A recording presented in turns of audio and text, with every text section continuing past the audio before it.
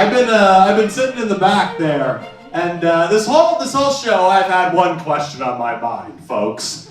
Do we have any fans of Hanky Panky in this audience?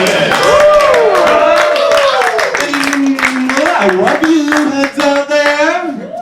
If you like hugging, make a little noise. Oh, all right, not bad. But if you like kissing, I want to hear you. So, I actually got some bad news. I don't do any of that raunchy bull crap, okay? I'm an athlete. I keep my body and my mind pure. I used to play baseball in high school, and this is true. I had to stop because I was hitting too many home runs, and all the congratulatory spanks were smoothing my ass out like sea glass. Now I've got a keister that looks like the floors at Costco. You can run your damn Heelys over this thing. I do 55 jumping jacks a day. My downstairs neighbor despises me, but what's he gonna do? Kick the ass of the guy who can do 55 jumping jacks? Buddy, I'm not stopping till my ex comes back. And joke's on you, cause she's never coming back. My ex had one of these Hydro Flasks. Do we know what these are? Reusable water bottle. I just call them overpriced canteens. But you would keep this thing by the side of the bed, and the only problem was the damn thing looked identical to my bedpan. I got a very fancy bedpan.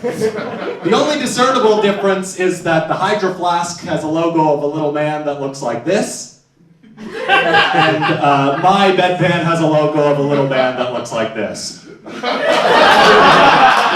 So one night I wake up, I'm so dried out, I'm so dehydrated, I reach to the side of the bed. Maybe you see where I'm going with this. I toss it back, I'm spitting, I'm coughing. It turns out I had accidentally taken a drink from my girl's water bottle. I was like, babe, who watered down this piss? This piss was pungent when I last chucked it. I hadn't been that worked up since she put it through the dishwasher. It's like a cast iron skillet. You gotta preserve the seasoning. But we've come to the point in the show where I do hate to do this, but I have no choice.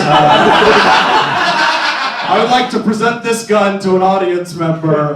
Would you like the honors? Okay. What I want you to do, I want you to keep that gun pointed at me the whole show, and the second I start bombing, pull the trigger. I do this every single time I perform stand-up comedy, and I'm still here.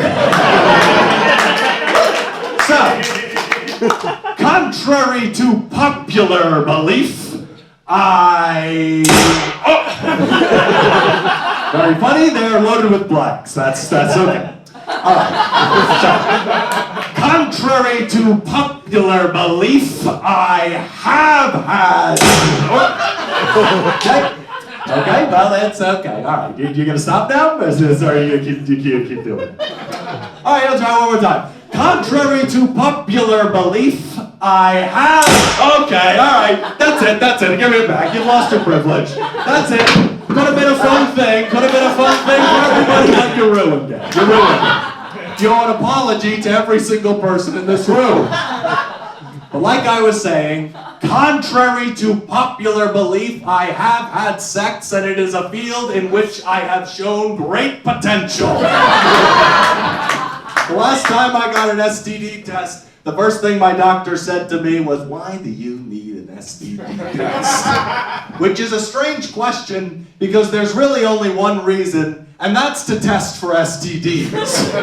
It'd be weird if I was like, well, I noticed there was no Q-tip in my urethra. Hoping you could shove one up there for me. So I tell him I want the test to confirm that my sexual juices are so clean, you could put them in a Gatorade squeeze bottle and hydrate an intramural softball team with them. But he was unconvinced.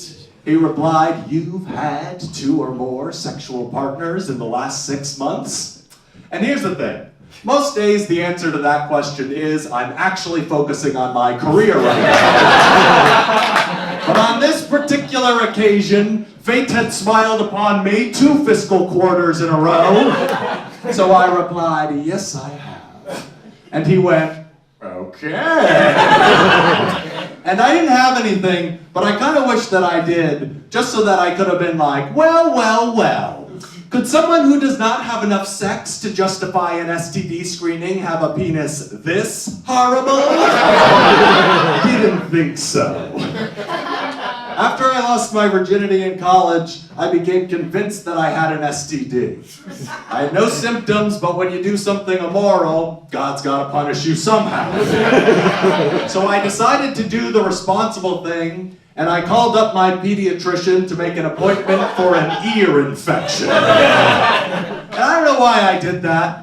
I think I just didn't want to tell the nice lady who had answered the phone that my penis had been frightening me. So I'm sitting in the room, doctor comes in, probably expecting an 8-year-old boy with an earache, and instead finds a 19-year-old man with bad vibes. He was like, I heard you need eardrops.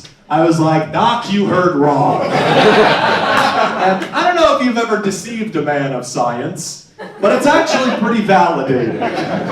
Like here I thought you people were supposed to be smart. Yet here you are, dumb enough to take me at my word. I guess they don't teach you everything in medical school.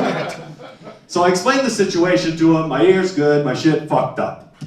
And he's looking at me, and I can tell he's kind of annoyed. Because it's 9 a.m., and I would imagine that penis inspection is more of an after-lunch activity. But after a moment, he goes, all right, let's see it. Which is the kind of thing you say when you do not want to see it, but you are bound by the Hippocratic Oath to do so. So I'm standing there, he's looking at my penis, and I remember once again kind of hoping he found something just to justify this awkward encounter for both of us. I'm standing there like, please let my penis be diseased, please let my penis be diseased. After a minute he goes, nah, you ain't got nothing, you're good. And a wave of relief washes over me, and I say, it is so good to hear that diagnosis from a professional. And then he says, but you do seem to have some sort of anxiety disorder. And I said, stay in your lane, pediatrician. Ain't you got a baby with chicken pox to cure? I suppose that the safest form of sex is sexting, but I think that stuff sucks. Seems like something a grown adult shouldn't be doing, but on the other hand, neither should a child. That being said, I think receiving a sext is always exciting. It's nice to have written documentation that someone somewhere was once attracted to you. I'm standing in court. The judge is like, Ryan Ciecwisz, you stand accused of being busted and fugly. I'm like, Your Honor, if it pleases the court, I would like to submit these text messages as evidence to the contrary, which indicate a clear and present interest in riding my mustache like an automobile. No one's ever said that to me, and they never will. Did this go out? Is that on? Alright, well, alright, well, no one's ever said that to me and they never will. When I'm proposing a sex, my main goal is to manage expectations. She's like, you gonna make me ooze, big boy? I'm like, I can certainly try. After all, hustle beats talent when talent don't hustle. I've only ever taken one dick pic in my life, one dick pic. It was at the request of my college girlfriend, and I was running late when the request came in, but I wanted to oblige because I correctly assumed that no one would ever ask me for one again. But what I failed to consider was that it is difficult to find an angle that is flattering to your penis when you were supposed to meet with your academic advisor 10 minutes prior. So now somewhere in this world, there's a slightly out of focus picture of my penis floating around, and I will never be satisfied until I've tracked it down and destroyed it like a cursed amulet. Once a girl I was seeing was trying to sext me, and I knew this because she was sending me all the usual signs. She was like, hey, my engine's pretty revved up over here. If you want to send me a few texts while I blast this thing with a handheld jackhammer that doubles my electricity bill. And that sounded pretty good to me, but I was indisposed at the moment. So I wrote back what I now consider to be the least sexy message of all time. I said, hey, I would love to sext you. I just need to finish watching this conservative-leaning crime thriller first. You could not dry out a woman's vagina faster if you were trying to turn it into astronaut. I should have just said movie. Generally speaking, it's good practice to reference neither Vince Vaughn nor Mel Gibson when you're sexting. But the reason I was watching it was because sometimes part of the fun of watching a movie is disagreeing with it. And I don't think bad politics necessarily means bad film.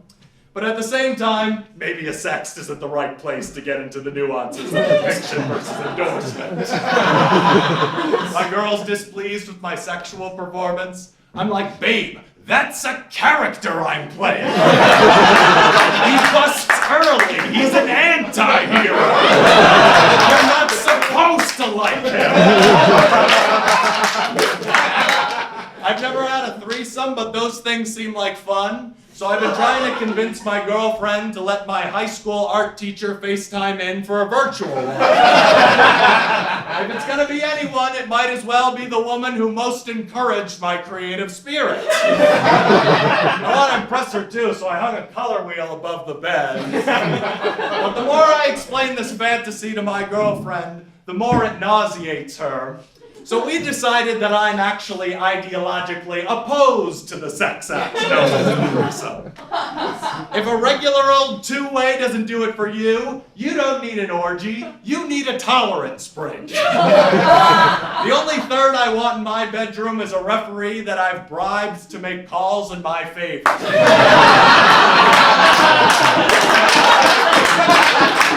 He's like, tweet, that's an orgasm. My girlfriend's like, what are you, blind, ref? That wasn't even close! Meanwhile, I'm already exhaling a bong rip. I'm telling her that the boys on Xbox say hello.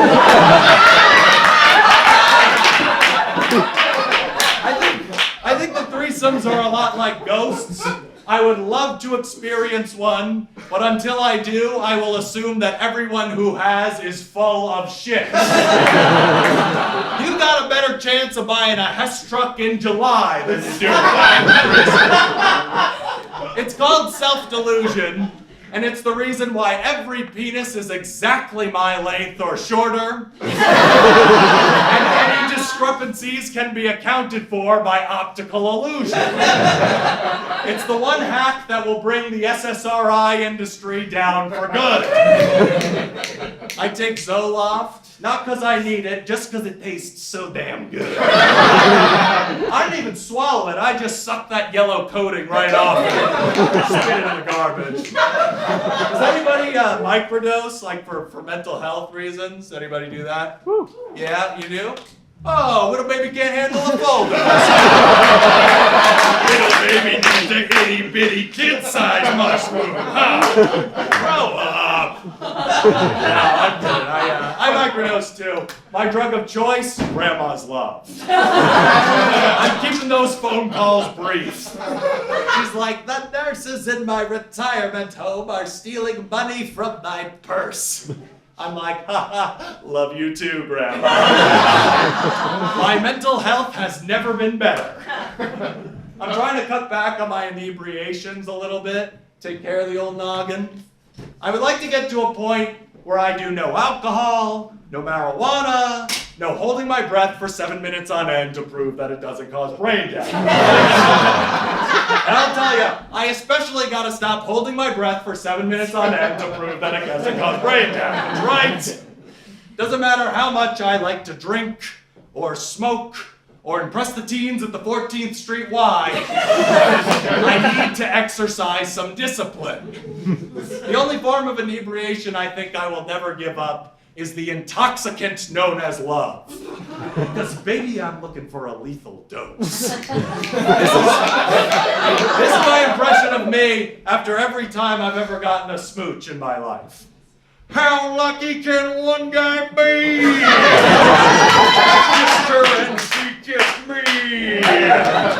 She's like, this is absolutely never happening again. I'm like, ain't that a kick in the head? The great romance of my life has been with the Green Lady.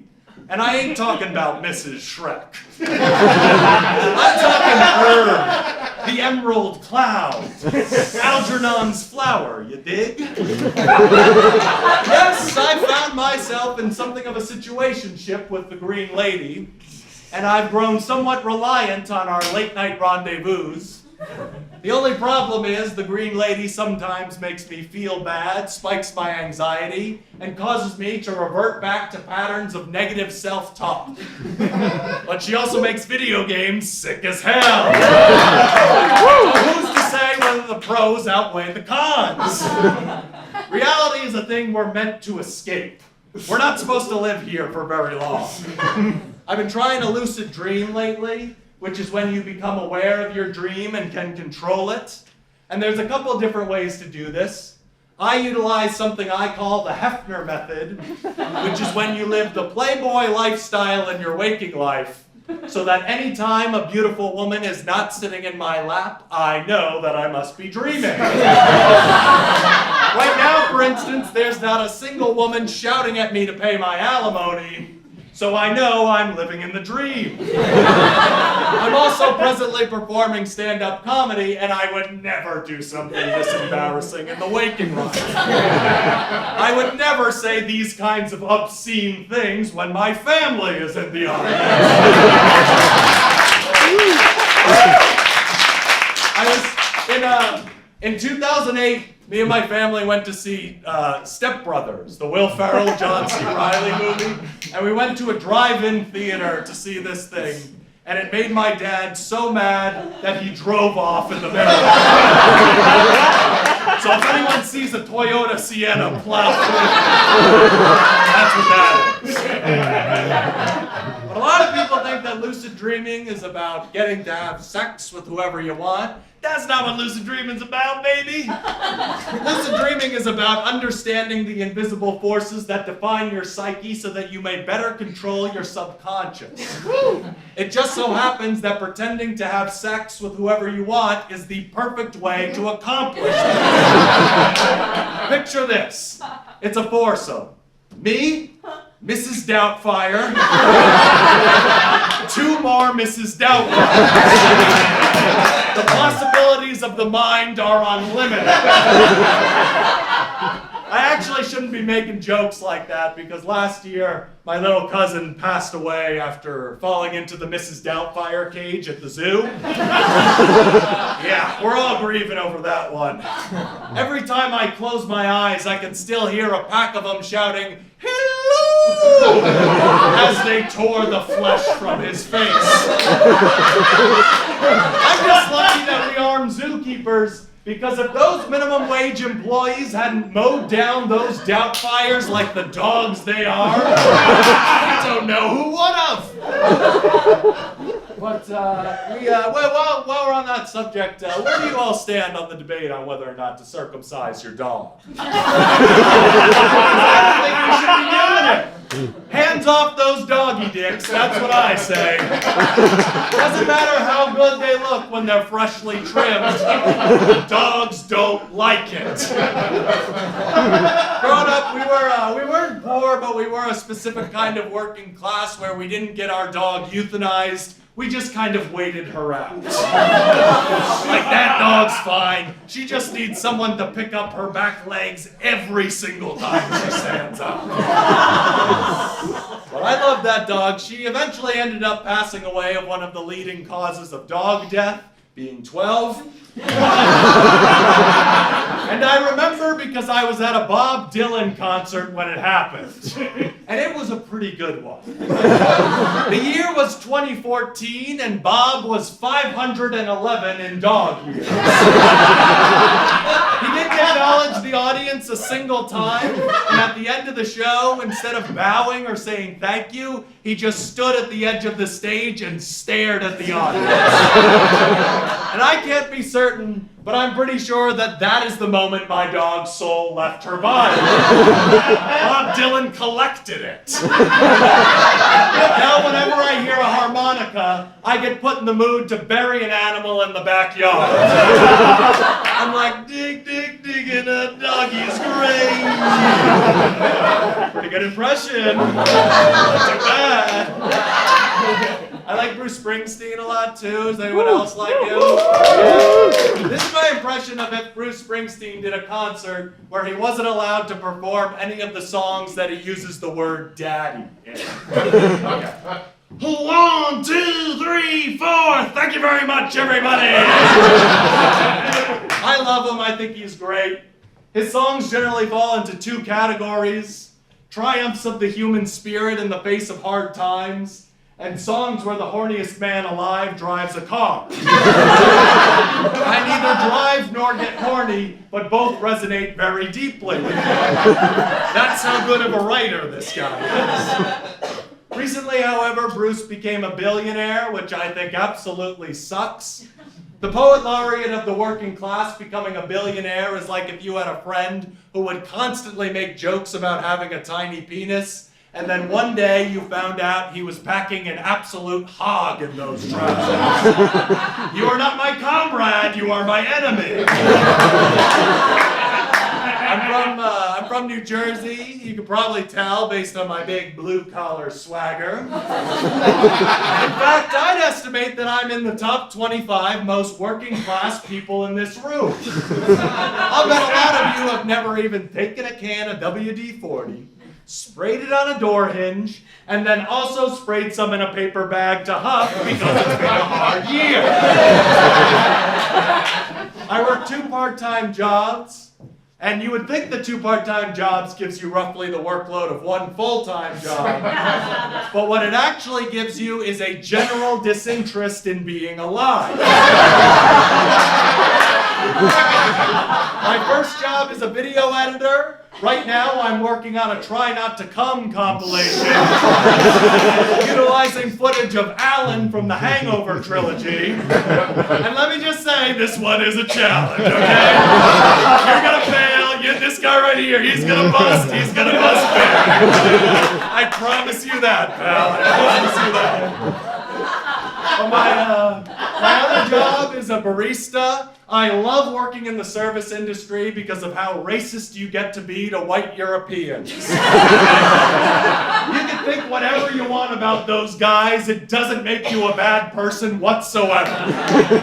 Anytime a French guy comes into the cafe, me and my coworkers are like, buddy, we have neither cigarettes nor orgasms here. You are in the wrong place.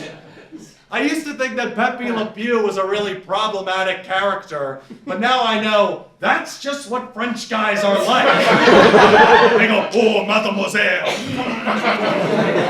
That's what they do.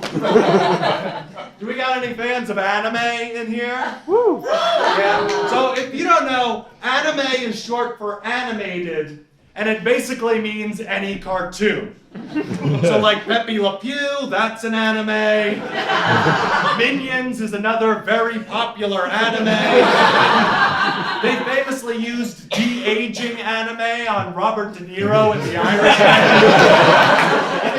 You remember the guys in school that would run like Naruto?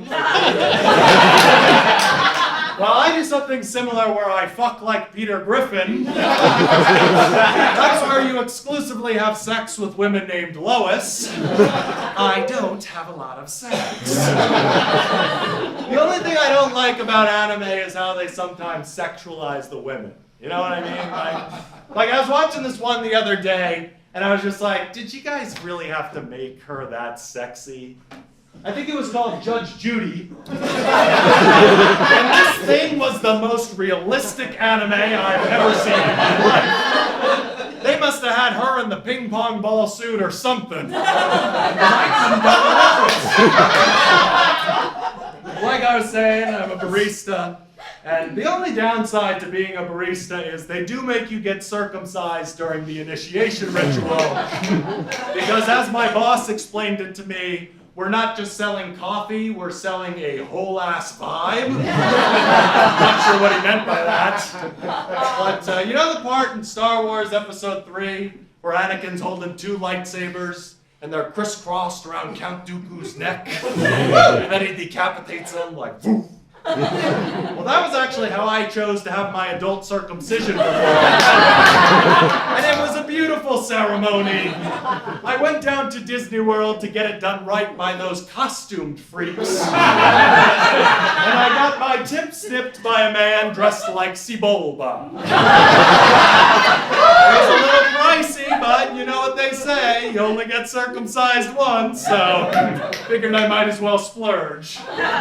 They even braided my pubic hair to look like one of those Padawan rat tails. I was looking pretty good coming out. I'll tell you, there's one Star Wars character that I can't stand, and it's this Yoda guy. He's this geriatric frog that doesn't know how to talk good. And he looks like an elderly woman that I would not give my seat up for on the train. The most disgusting thing I can think of is whatever that shriveled Grinch scrotum's breath must smell like. And a lot of people are going to say the only reason I hate Yoda so much is because he's fucking my ex-girlfriend.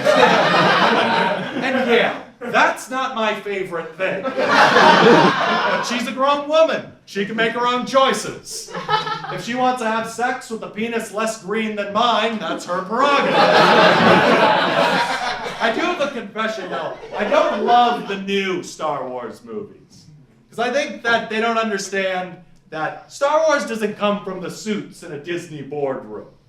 Star Wars comes from the mind of one autistic man who loves making racist aliens. Apparently, when George Lucas would get writer's block, he would just come up with ideas for new Star Wars character names. And I love the idea of him sitting at a desk, scribbling in a spiral notebook some shit like Trudge Grumbly. His friends are like, whoa, what's this Trudge guy's deal, George? And George is like, well, he's an alien species indigenous to a planet with a harsh desert climate. And as an homage to the samurai films that inspired me, he also talks like a Japanese man. And if Trudge Grumbly was a real Star Wars character, I think he would sound a little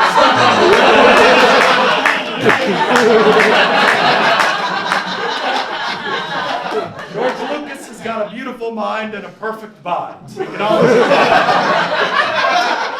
I used to have a perfect body until it was ravaged by the bird flu. Yes, it's true. Last year I came down with a case of the bird flu, and you can imagine how awkward it was for me to call all the birds that I've been fucking.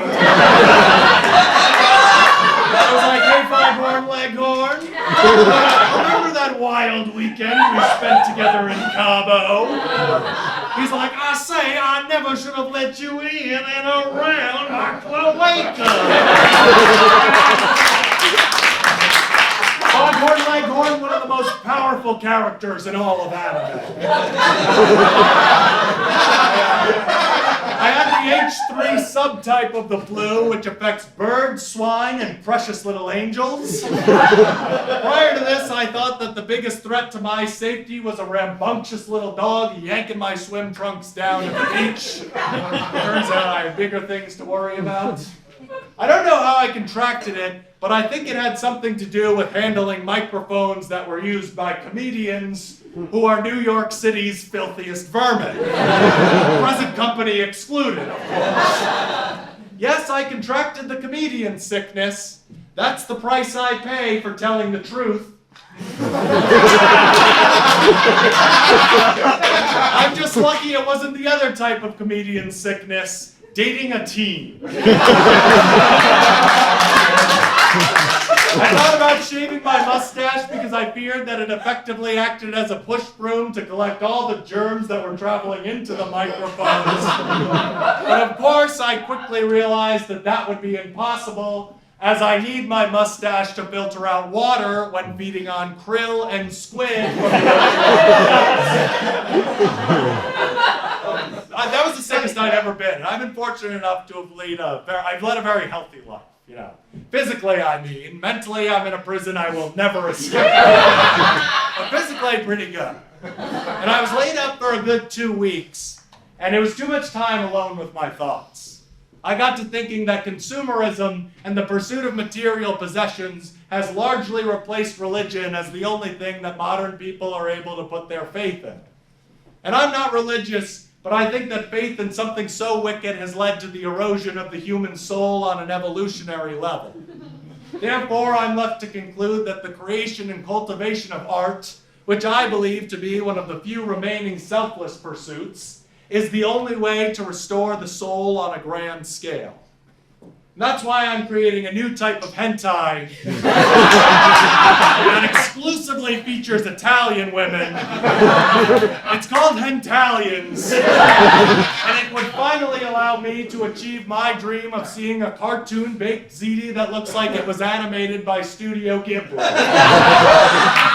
And I don't know if we have any hentai aficionados in here, but tentacle sex is generally a part of it. But we wouldn't have any of that in Hentalians, because no self-respecting Italian would use tentacles for anything other than the fry, the calamari. Okay, so that concludes my set proper. That concludes my set proper, but let me tell you this, I do have an encore planned. So I want to edit this part out. I mean, make it look spontaneous. I would do an encore. It'll be a quick encore, too. I mean, but I'll do that. I'll do the encore, so I'll get off stage. You guys will clap and bring me back, and then, we'll have a drink. How about that? So,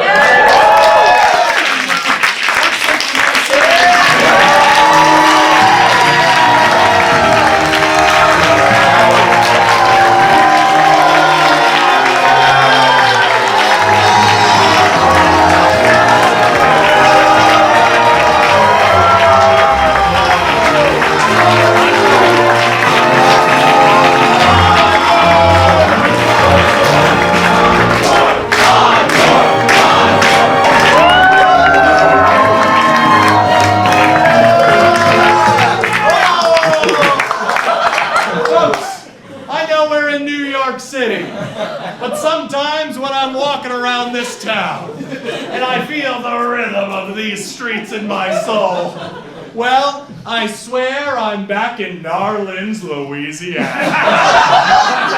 Dig this.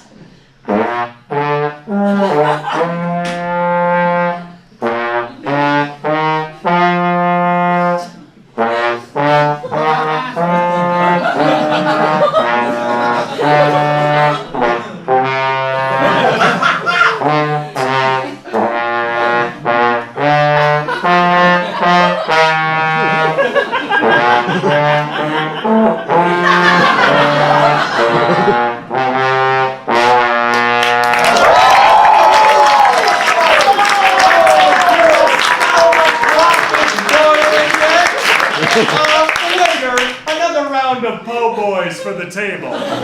That's what we call sandwiches down there. So, as we all know, this is a trombone, and the funniest noise that the trombone can make is the wah, wah, wah, wah sound effect. So who here wants to hear me blow this bone and make the wah, wah, wah, wah?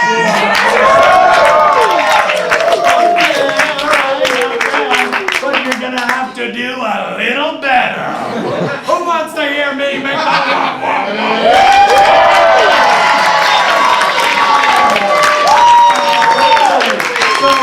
Unfortunately, you need a device called a plunger mute to produce that effect.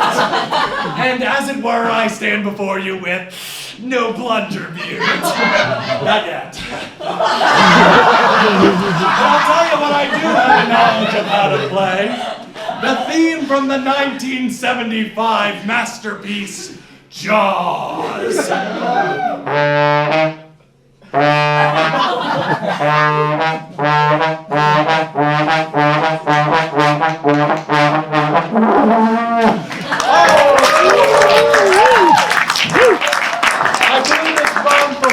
to 7th grade, and during that time, I learned how to play a lot of the very famous Hollywood movie themes.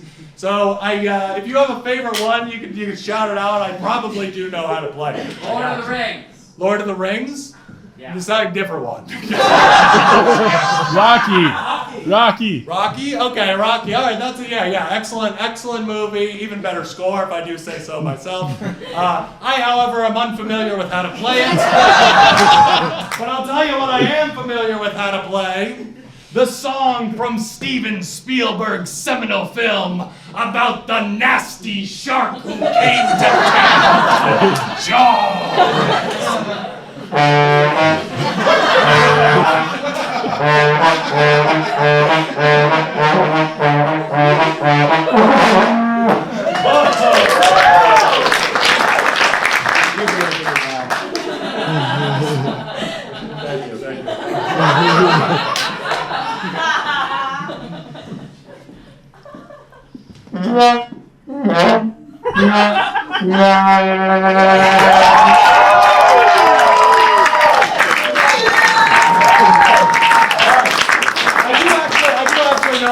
Rocky theme, so I'll play it, and then we'll all get the hell out of here. How about that? So here's the Rocky theme. All right.